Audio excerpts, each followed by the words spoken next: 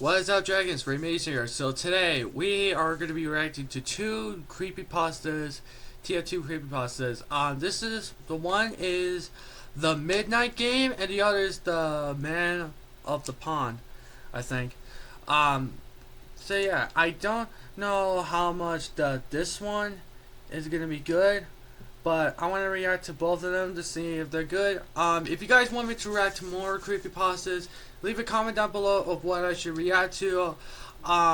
Make sure you guys turn on notifications and also subscribe if you're new, because you never know when I do a good reaction like this one.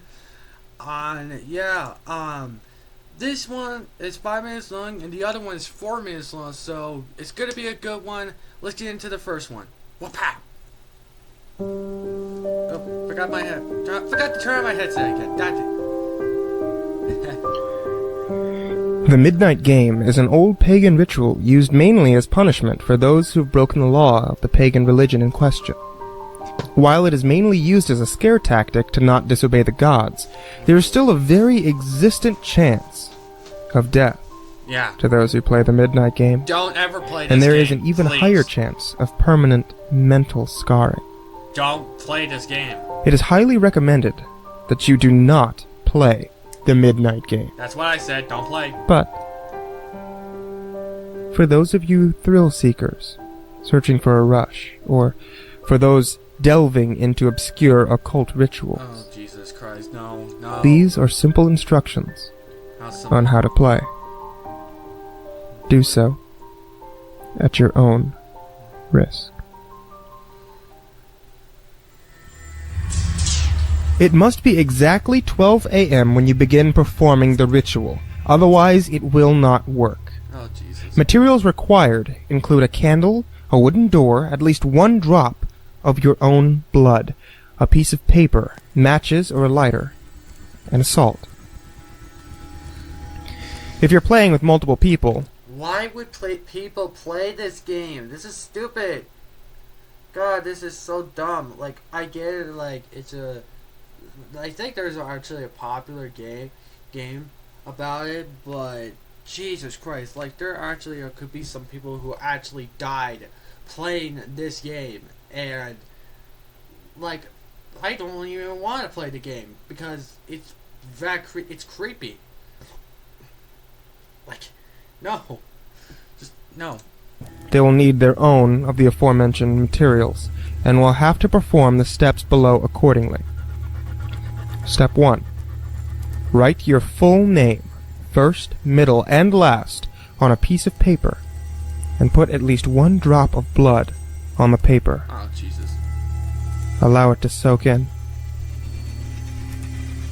Step 2. Turn off all the lights in the house. Go to the wooden door. It has to be wooden. And place the paper with your name on it in front of the door. Now take the candle and light it. Place it on top of the paper with your name on it. Step 3. Knock on the door 22 times.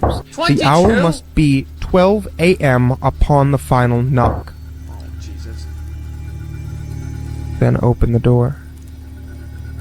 Blow out the candle and close the door. You have just allowed the Midnight Man to enter your house. Oh, I'm getting fucking chills. Oh. Step 4. Immediately relight your candle. Oh, no. This is where the game begins.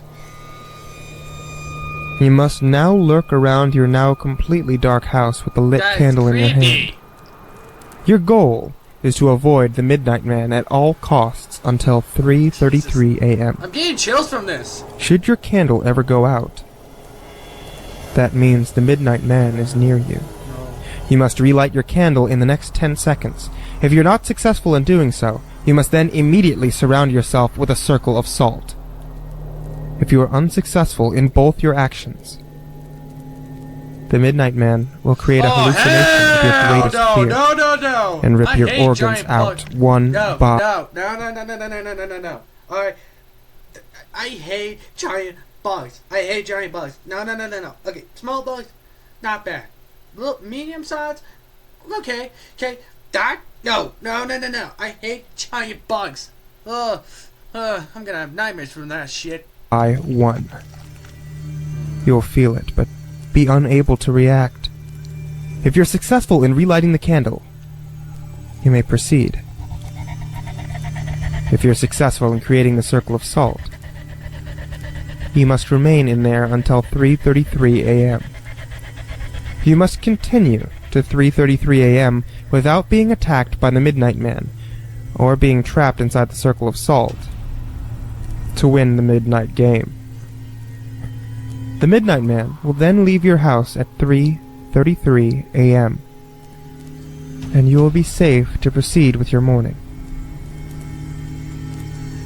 Indications that you're near the Midnight Man include sudden drop in temperature, seeing a pure black humanoid figure throughout the dark, and very soft whispering coming from an indiscernible source. If you experience any of these, it is advised that you leave the area to avoid the Midnight Man. Good idea. Do not turn on any lights during the midnight Jesus game. Christ. Do not use a flashlight during the midnight game. Aw. Do not go to sleep during the midnight game. What if someone's fucking really tired? Like, someone's gonna, like, accidentally fall asleep on the game. Like, goddamn.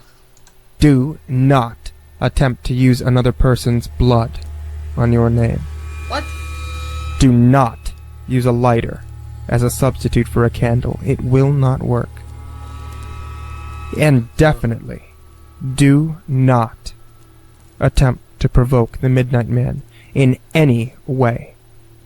You would be fucking really dead. Even when the game is over, he will always be watching you. Good luck. Oh, man. You're going to need it. I really need a fucking luck. Oh. Well, that's bad for him. Alright, that is the Midnight Man. Oh my god, that's a good one. I got chills from that. Not a joke, I actually got some chills. But don't ever fucking play the midnight game. Please, by any means necessary. I don't care how thrilled you are of doing it. Don't ever freaking do it. Please. I beg of you, don't do it. Alright, getting out of the way. Next one. The Man in the Pond. It's 4 minutes long. Alright, let's see what this one's got. The Man in the Pond.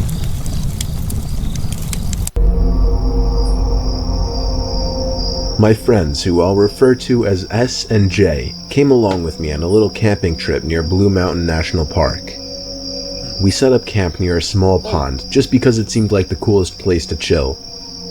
The point of this whole trip was mainly just to get out, drink a bunch of beers with friends, and chill. I cracked open my second Budweiser, laughing it up with S and J, talking about some of our other friends, with music playing in the background, overall just having a good time. That is bro time. This is called bro. That's bro time right here. Yeah. I wish someday I could just go and camping with the boys, doing this, having fun. Then, however, I saw S reach over for the speaker and turn it down all the way, and then shushed us and pointed out to the pond. S whispered, "Do you guys see that?" Jay and I looked out to the pond. The campfire had a glow that partially reflected on the pond water, but even yet, I couldn't see what he was pointing at. S whispered, "There's something in the water." Oh, Jesus. I went into the tent to get the flashlight from my bag. When I came out, S said don't, but I turned it on anyway and aimed it at the pond. The light didn't reveal anything or anyone, but we did all hear the sound of water being pushed, as if someone or something were walking in it. I turned out the light just because I was freaked out and looked at my two friends, who were both wearing cringing faces. I told S to shut off the speakers completely now. We all sat in our chairs, not really saying much anymore, just listening to the surroundings. About an hour passed, and within that time, nothing happened. So we grew more comfortable again, and things went back to normal. Eventually, I went to my tent, and S&J went to the tent that they'd be sharing, and we all went to sleep.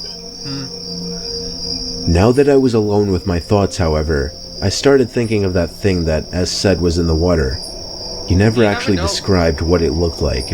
I don't even know what could be in the water. Like, you never know. Like, if you go camping in the woods, you never know what be in the woods or even in the pond.